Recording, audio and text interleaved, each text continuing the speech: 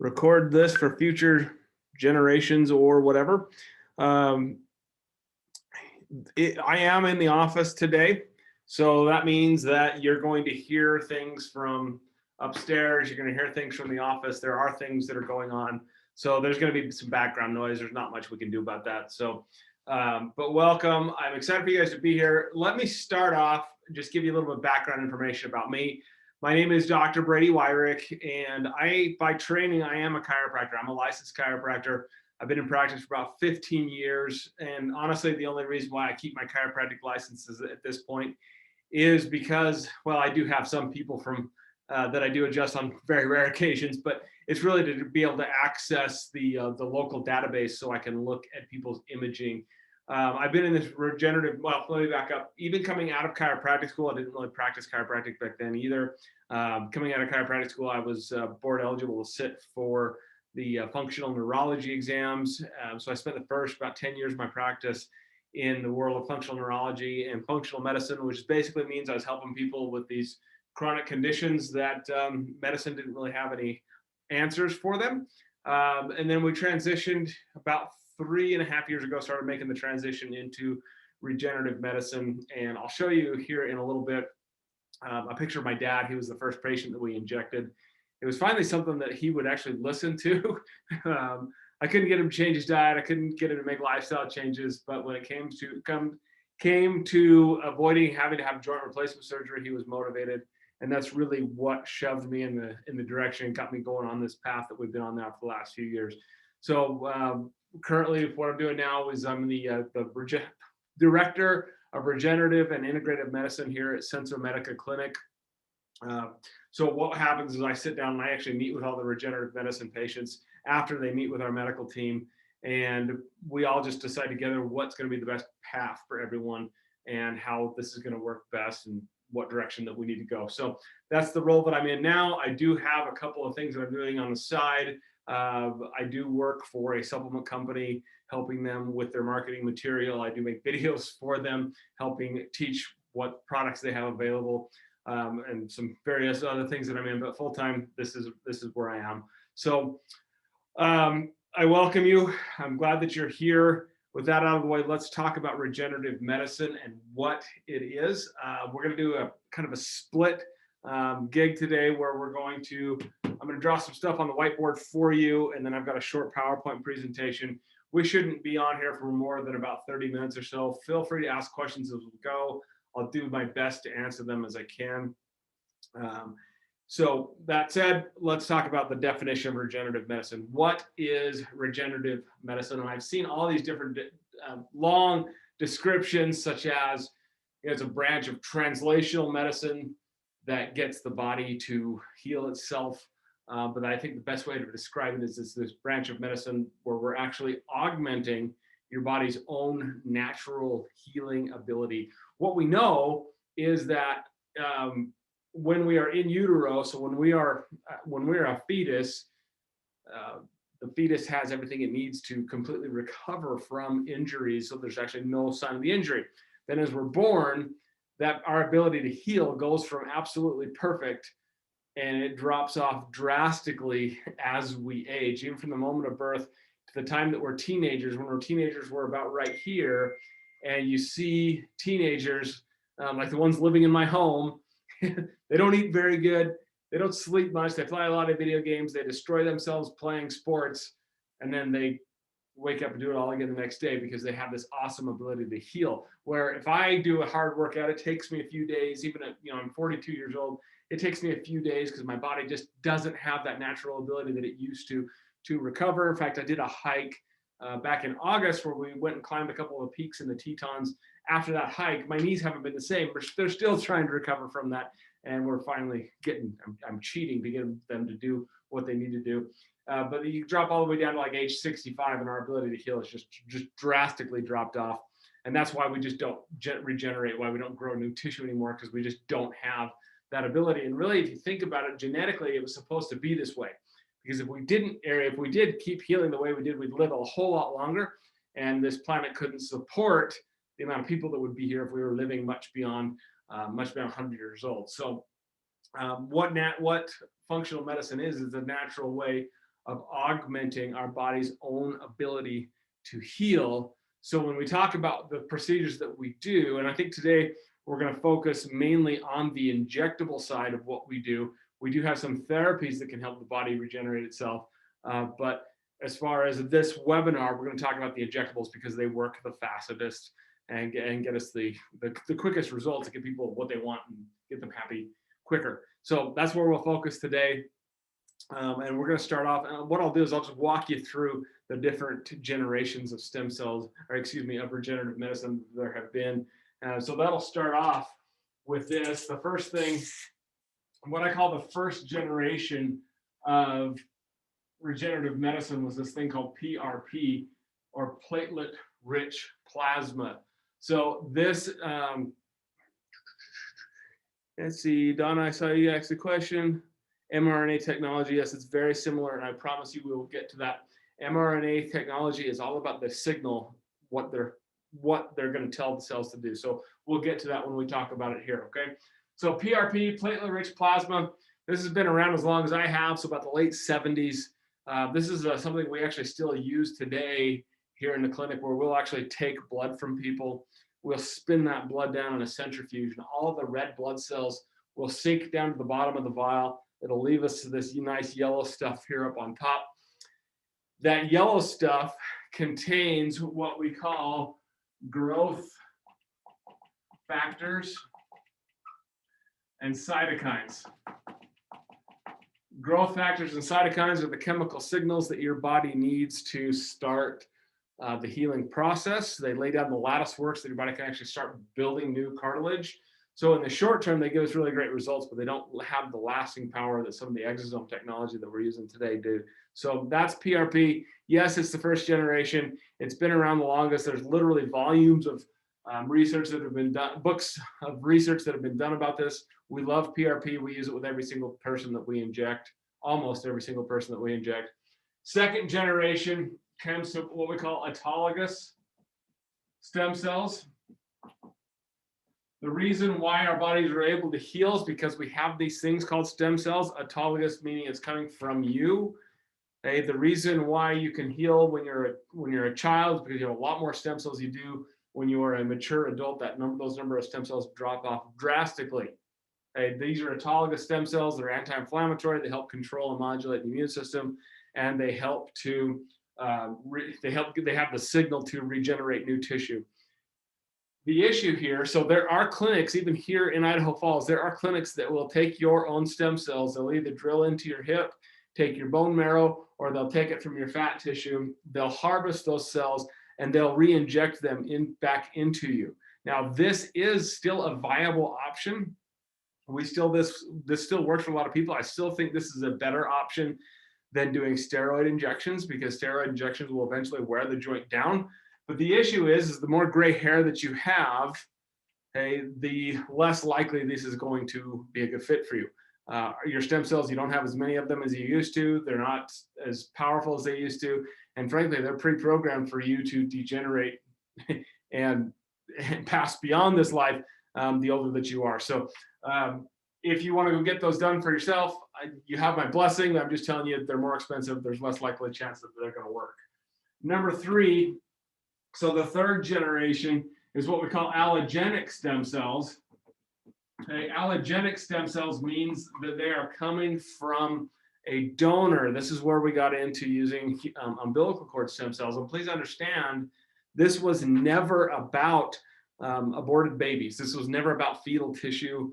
That didn't happen legally here in the United States. It's immoral. It doesn't happen. Hey, these stem cells come from the umbilical cords of healthy moms, healthy babies. This is tissue that otherwise would have just been discarded and thrown away.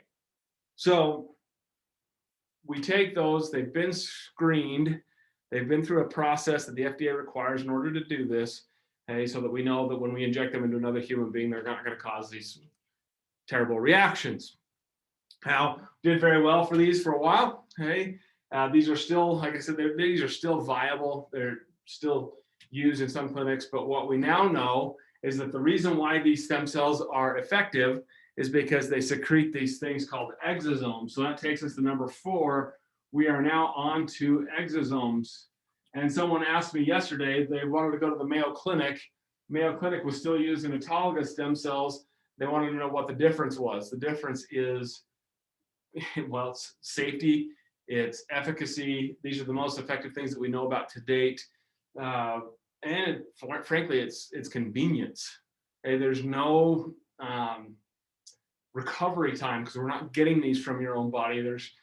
It's much quicker, it's much faster, quite a bit cheaper, if I can say it that way. So exosomes are the chemical signals that stem cells release. These exosomes, and here's where I'm going to answer your question, Donna. These exosomes contain messenger RNA and microRNA. So the stem cells release these things to go out into the environment, and these have the ability to signal your cells to tell them what to do. So mRNA technology is really popular right now thanks to the vaccine.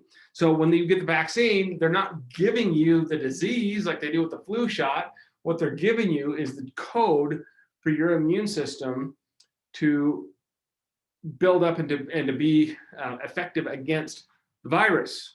Okay, this code that comes from stem cell exosomes is the code that you need to stop the degenerative process, and for your cells, or for your joints specifically, the chondrocytes inside of your joints, these little specialized cells that produce cartilage, it's their code to turn on and to start doing their job. So what we're doing is we're taking that signal from the stem cell, okay, that is the exosome, that's telling your body, let's get rid of the inflammation, let's calm that down, let's control and modulate the immune system, and let's start rebuilding and repairing new tissue. So this is where we're at. So in the fourth generation, here in the fourth generation, what we do is we take PRP, we combine it with the exosomes, and then this is what we inject directly into the joint. So that's the short story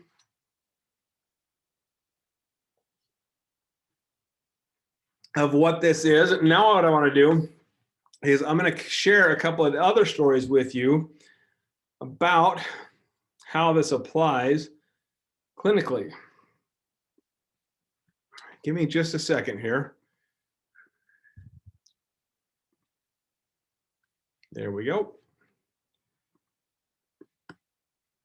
Now, I'm not going to be able to see your questions here for just a second, so forgive me. Let's screen. Slideshow, that's the button I want right there. So we've already introduced myself. We've already talked a little bit about what is regenerative medicine. Going back to why I got in this journey, this is actually a picture of my dad. As I said before, he was scheduled to have both of his knees replaced. He was the very first person we injected. We injected him with stem cells directly. And by the time, or after the injection, he was actually able to cancel his knee replacement surgeries. And when the weather's decent, he's pretty hard to get him to stay home. He's constantly on his bike, he's hiking, but he's been very, very happy with the results. I've got some great video of him. So yeah, I understand it's a weighted story, it's a personal story, but it is what it is. And I'm happy that he has gotten that result, and so many other people have. So I do want to touch on the people that are awfully skeptical. This is Harold. Harold came to us a couple of years ago, and it was actually his wife that drug him in. And I say that, drug him in. It took a lot. In fact, Harold, he actually ended up paying for, I think, about 3 other people to get stem cell injections before we actually did them for him. And his family did very, very well.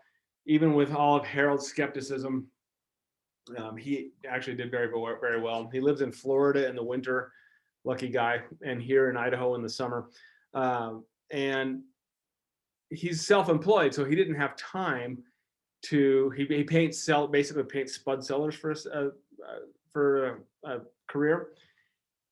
And he didn't have time to have the downtime of having to have a joint replacement. It just wasn't in the cards for him because he'd have to be off of work for like 6 months, and that just wasn't going to work. So he did the injection. He was one of the ones that felt good on the day of injection. He actually felt great, and he was out right after the injection. He was out in the parking lot, kind of testing his knee. He pushing it a little too far. I always throw that in there because I know he watches these on occasion. But Harold has become one of the best referrers that we've had in this office. He was, like I said, he was as skeptical as you could possibly imagine. But unfortunately, with this regenerative medicine, there's only one way to find out that it works for you, and that's to actually do it. And we also see a lot of people that their doctors are skeptical. So they'll go to their doctors and they'll talk to their doctor about these procedures, and their doctors will typically tell them that it's hocus pocus, that there's no research behind it. And that's just because they haven't looked at the research. It's there. It's here. So for those of you, there's people that are often say, well, I'm too old. Why would this work for me if I'm so old? Phil had that same thought, and Phil, as you can see, he's not a young man. And because we're using these exosomes that are coming from donated birthing tissue from healthy individuals, we're getting the youngest stuff that's available to us that we can inject into these joints. And really, age doesn't matter. I use Phil as an example. We injected both of his knees. He's very happy with the results he's had. In fact, Phil's one of the guys that I keep his number in my cell phone, and I will have patients ask if they can talk to somebody on occasion. And I think it's pretty much against HIPAA, but I've got his permission to do that. So he's the one I will have him share on occasion. So we appreciate Phil doing that for us. The oldest patient that we've injected thus far is 93, and that individual did very well. So for those of you who are, will it work for me? Like I said, unfortunately, there's only one way to find out. But sitting down together and actually discussing it and what you're hoping to accomplish and what other pre-existing things that there may or may not be, we can discuss those. But I have on occasion been wrong. But for most people, in fact, about 85 to 90% of the people that we inject actually are very, very happy with what happens. Cliff, I want to tell you about Cliff's story. First off, there's this quote from my friend, Dr. Barlow: we will either find a way or we'll make one. It is unfortunate that Medicare doesn't pay for regenerative medicine yet. And as I was talking to as I was talking to Cliff about what was going to be the best fit for him, he was devastated by that news. Medicare doesn't pay for this yet. And we had to find a way make it to work for Phil. We did that. And Phil, I keep calling him Phil, he's Cliff.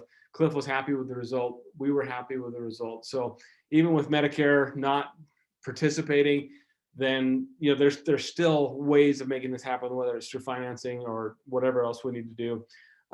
We can make that happen. So I wanted to tell you that story of Cliff. And then last but not least is, what do you need to know now? What you need to do now is we need to sit down together. I know a lot of you ask me questions, you email me questions, that's great. But it's until we actually sit down, you meet with the medical team. And the way we're doing it now, so the part that Medicare will cover is the first visit when you come in and sit down with the medical team. They'll pay for that. They don't pay for me to do it, so I just donate my time at that point. But we do want to make sure that we get an exam done to get a medical history, review any imaging that you've had, review your findings. Donna, you asked me about blood work. This is where, if you were comfortable, if you wanted us to order more blood work, we certainly could, but that's not a common practice for us. But we just want to get all the information we can put together and ultimately decide whether this is a good fit or if it's not a good fit. We do like to do gait analysis with weight-bearing joints. So if this is an ankle, a knee, a hip, a spine, we do gait analysis to analyze how your gait is. There are a lot of pressures that can be put on the feet that translate to the knees and the hips.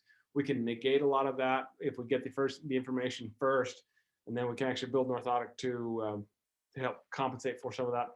And lastly, then we can give you some crystal clear recommendations and discuss your costs and options, what they look like proceeding forward. So I have a thing in my office that I always say, we're not going to spend a dime here until you know exactly what to expect, and I stand behind that 100%. So your next thing to do is to go ahead and schedule a consultation. For those of you who are watching me from that are not local, we can do this, a lot of this over the phone. So even if we end up doing a phone consult, that's great. At least it gets the ball rolling. So right now, the thing to do is call Stacy. She's sitting out at the front desk right now. Her number is 561-2286. That's 208-561-2286. Give her a call. We can get scheduled and just sit down together, see if this is going to be a good fit for you. So that's what I had. I don't see any other questions that have come through. You guys have been awesome. Thanks for spending a few minutes with me this morning. If I haven't gotten to it, you've got the emails there. You can email me directly from those emails that you've gotten. I'll be happy to answer whatever else I can. In the meantime, get with Stacy. Let's get together and let's see if there's something we can do to help you going in the right direction. Thanks for your time, and we'll see you next time. Thank you.